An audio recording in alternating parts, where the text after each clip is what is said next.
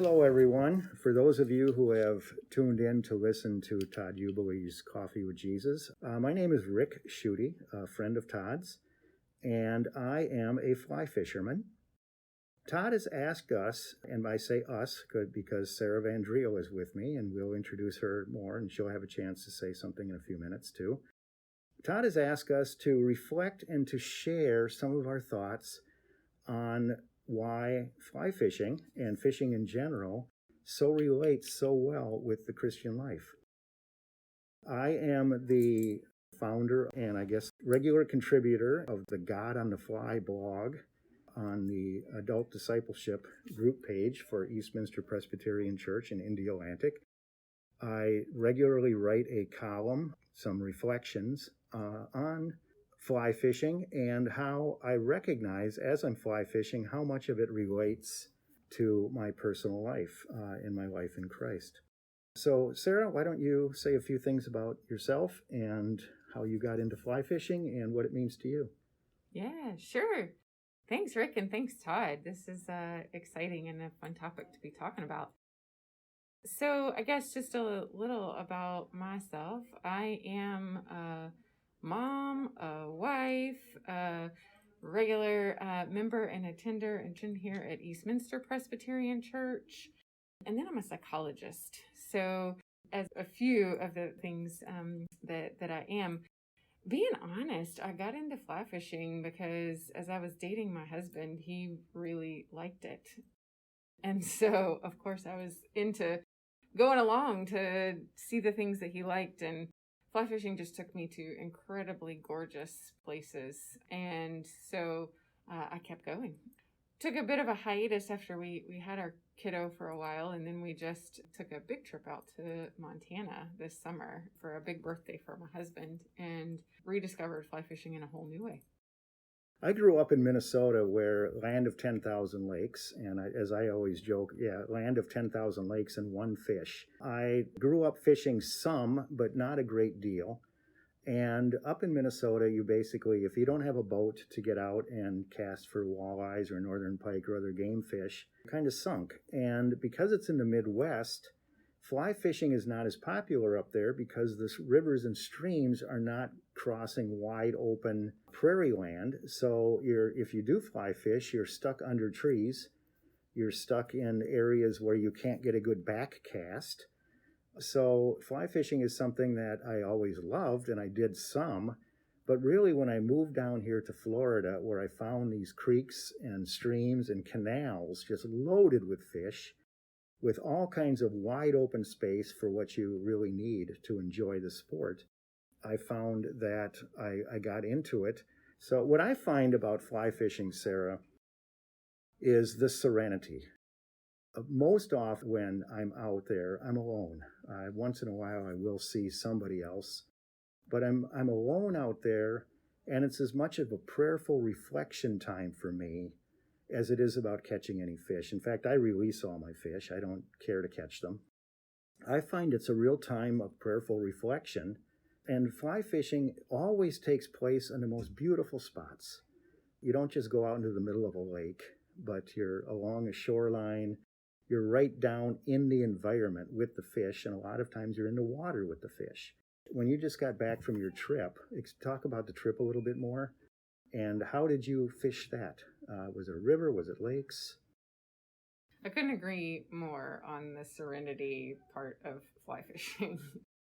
And for me, and I'll just describe it in the context of this trip, I said we'd taken a bit of a hiatus. I hadn't fly fished in a while. This was a guided trip down the river, but in some sections it was rather wide, and in some sections it was really, really tight, some rapids and this kind of thing. But the river that we were floating down, actually floated two rivers, but the one we floated most often, they have an ordinance on not building houses. So you really are in the midst of nature and God's true creation. So as I mentioned, that's kind of why I got started into it. And I'll also say that I feel a little bit of pressure sometimes on the fisherman aspect of things. I mean, that there's always kind of the pressure to hook the most fish or the biggest fish or, something around these stories. So as I got started on this trip, I just made it very clear from the start that I needed a moment just to get in the mind space for it. I needed a moment to center myself, and kind of brings me back to this verse that's been my motto for the last year, or my goal, I should say. In the Psalm 46, verse 10, be still and know that I am God. My favorite, by the way, in the whole Bible. That's my favorite Bible verse. Yeah. So I felt like I don't do so good with still and quiet sometimes. I need to put effort into being still and quiet. And I'm sure there's some other folks who could relate to that. So I took the first hour of this float on the first day down this beautiful river to not even pick up my rod. Great. And to look around and to notice the wildlife and notice the little changes in the water, the little ripples and the big ripples, and to really just pay attention to where you might find those fish, but also the broad scape, the sunrise of the morning, and really found myself able to kind of center. I did this most every morning that we went fly fishing. We went 5 days in a row. And every one of those days over the course of, we floated about 5 hours a day, maybe 6 sometimes. I thought I'd get tired of fly fishing, honestly, by the end of 5 days and 6 hours. And I wish we'd had more time at the end. But with that, I think just back to that be still, when I took the time to center, when I took the time to just appreciate everything that was around me, every single one of those 5 days, there was a bald eagle that would appear. And I couldn't help but connect that to like the majesty of God, right? Like when you find the time to be still and to connect and to know and to see it.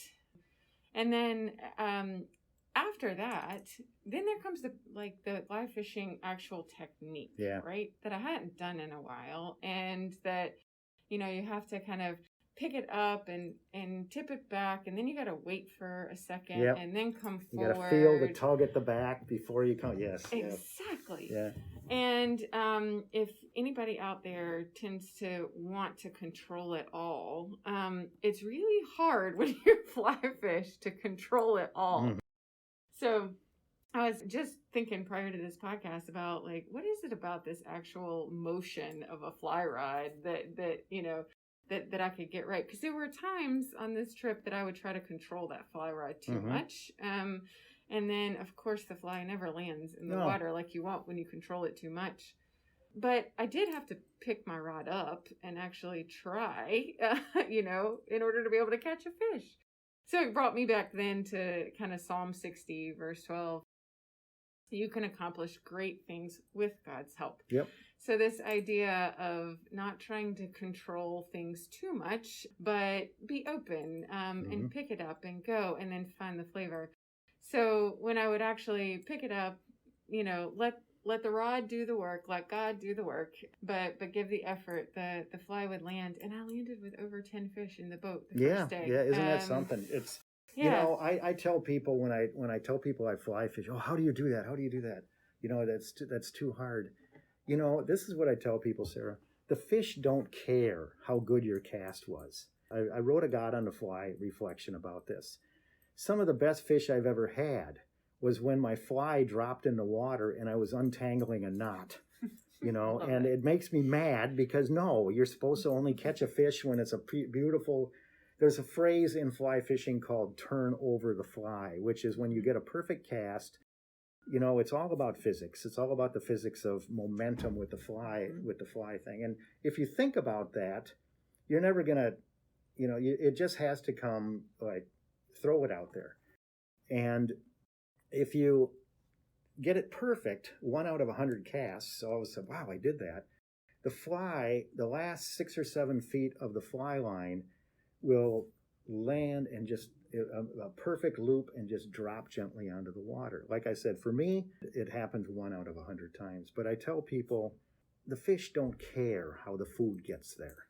You caught those 10 fish, and I'm sure they weren't all on perfect casts. Certainly not. Certainly not. And I think for me, part of what I had to learn is I had more fun when I worried less about how my fly was going to land, and when I really just let it flow and would take a moment. There were times I missed the set of the hook many times because my eye was on that eagle, or my eye was on these river otters, or, on the fish that jumped on the other side over there, or just the beauty of what was around. So agreed. And I think it was getting in that space and just being able to enjoy what was around, enjoy the creation, because then hooking this, any kind of fish. And there were about 4 species where we were fishing out here in Montana. But the one that just strikes me most is the rainbow trout. And we're also catch and release everything. So it is this moment to kind of bring me to one more Bible verse, Hebrews 10, verse 23. God always keeps his promises. When we can come in centered, be in that appreciation, be in the love of the creation that he's had. And then you land this rainbow trout and you equate the idea of a rainbow with God's promise, and when you can be still and know, when you can acknowledge that we can't do any of it on our own, that we need God's help, that he always keeps his promises. And it comes, in this particular fly fishing trip that came in the version of a beautiful rainbow trout with all the different colors. Oh, wonderful. I've never caught one. I've never caught one because I've never fished. I've never fished a river or creek where they are.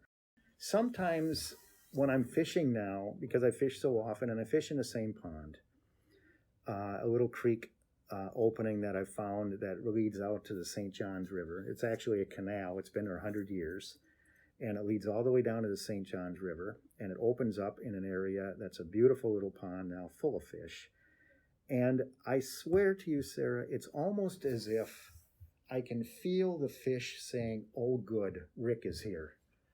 I can feel them. And I can feel them when I don't care if I catch them the size of my hand. I mean, I catch these little beautiful little yellow, I think they're called brim, sunfish, we call them up north.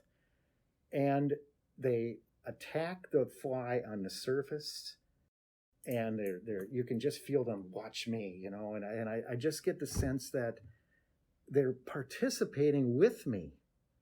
And it's like, if you just let yourself go with it, God is rewarding me with something, and I absolutely respect the fish I catch.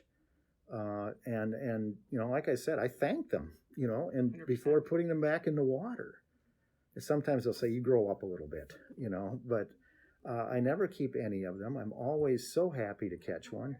And I just have this sense that, God said, "You can go get that one. It's Rick." And you mentioned something earlier about the ripples. And this takes me back to one of my God on the Fly reflections that I wrote. Is some mornings I get down to the pond and it's absolutely like glass. And I stand there for a few minutes, and all of a sudden I'll see ripples. And again, it's like, "Oh, good, Rick is here. Let's get active a little bit." And all of a sudden, just by my standing there, they will ripple over here, ripple over there. I have no idea what kind of fish. There's about 6 different species in my little pond, some of which I don't want to catch. They're catfish or something. I wouldn't know what to do if I did catch one. But I use those ripples to remind me that beneath the surface of everything, there's a lot going on that we don't know about. And if we went through life with a completely calm, nothing ever rippled the surface, the wind never blew up the surface a little bit to animate us, we would think that, "Oh, this is just a nice, wonderful place." But we weren't put here for that. Beneath that surface, there are ripples going on in people's lives. And we need to talk about those ripples, and we need to cast toward those ripples. And I think that that's what Jesus did.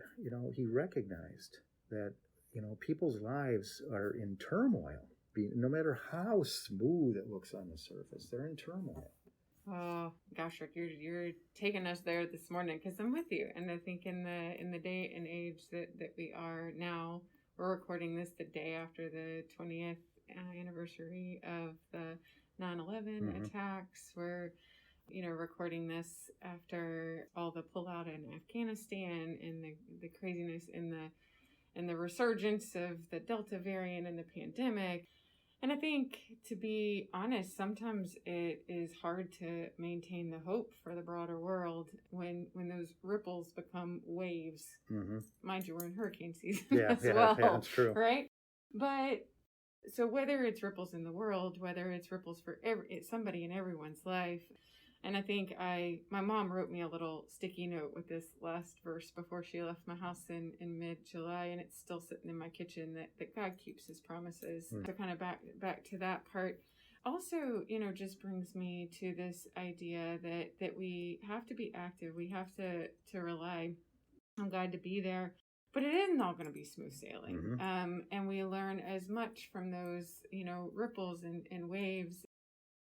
I just read, something the other day around being a mom in this time and raising a kiddo for the next generation, and kind of the fear for what our kiddos are going to have to manage. And the article took the standpoint of, rather than be fearful, be in awe that God gave you the task to raise, someone going into this next generation. So raise them in a way that they can do what he needs to happen in the world as it is. And that reframe for me was just awesome. I relate so much to being a mom, and doing, helping Evie find the things that allow her to be still, to connect, to know she's not in it alone, to have that relationship with God, to recognize the ripples in other people, and to be kind. We had a moment the other day where we were coming out of the gas station, and there was a homeless gentleman who we stopped to give a little care pack with masks and some protein bars and whatnot. And he said, "Can I ask you one more favor?" He's like, this is in the heat of the summer in Florida. He's like, "I am really thirsty. I don't have anything to drink." And we were on our way out. We were on our way to our next thing. And I was like, why now, God? Why now? And so as we Evie and I looked at each other, and then I said, okay. And then I was like, I can't go back in. I'll be back.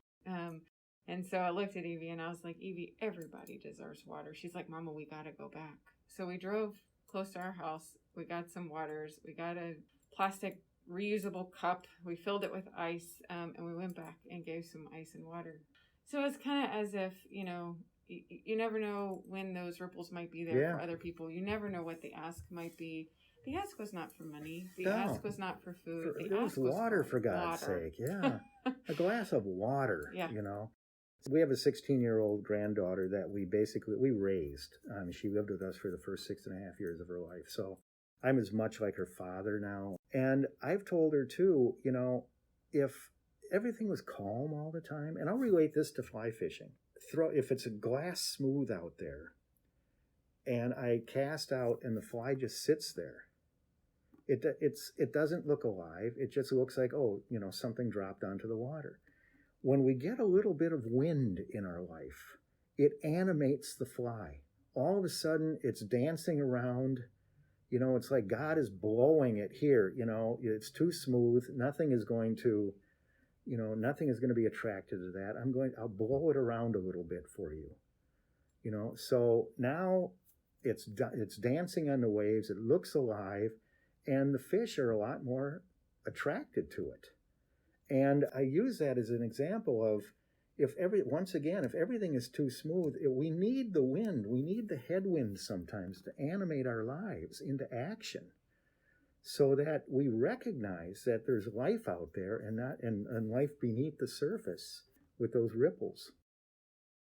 100%. Yeah.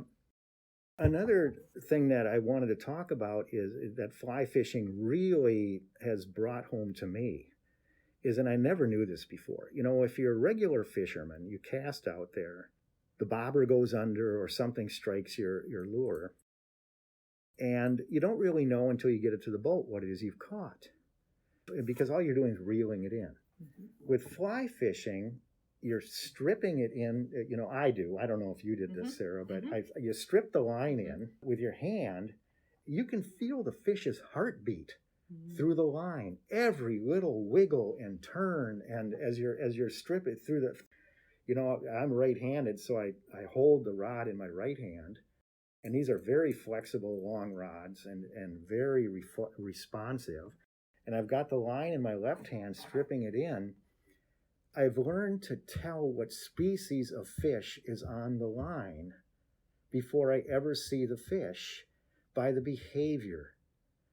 Some fish will dive down and hunker down low in the water. Bass will jump and make a big show. Look at me, I'm a big bass. Every fish has its own behavior when you're reeling them in. And I never realized that before. But I was pulling them in one day, and I caught, and one afternoon or one morning, I caught 4 different species. Each one had a very unique way of reacting to being hooked. It really got me thinking. In fact, I wrote about it. It got me thinking that we all, when we're interacting with people, they have their own unique way of interacting back with us. Some are going to hunker down and others are going to, rise to the surface and make a big show of it and everything. But it's up to us to really get to know people and understand what we've got, who it is that we're interacting with. And we can't just treat people all the same. We have to respond differently to each person as well. So each personality. I relate 100% to that too. And I'm going to say that I'm going to aspire to have the same knowledge that you do on the fish coming in. Probably because I don't do it quite as regularly. Yeah. But I really appreciate that analogy to getting to understand what's coming in based on how it's acting. And maybe take it to the stance that we talk a lot about God building us as who we are and building us differently so that we can do his work in this world, right? Mm-hmm. And that if we were all built the same, we all behave the same, if everybody jumped to the top every time, or everybody hunkered down to the bottom, mm-hmm. Like the fish reactions, that we wouldn't have all we needed exactly to fulfill how. And along with that, Sarah, we have to know what it is that we're trying to do with people. Mm-hmm. And, in the broadest sense, that for those listeners who do not know what fly fishing is all about, in the broadest sense, there's 3 types of flies. There's the dry fly that is intended to just sit on the surface like a bug fell into the water.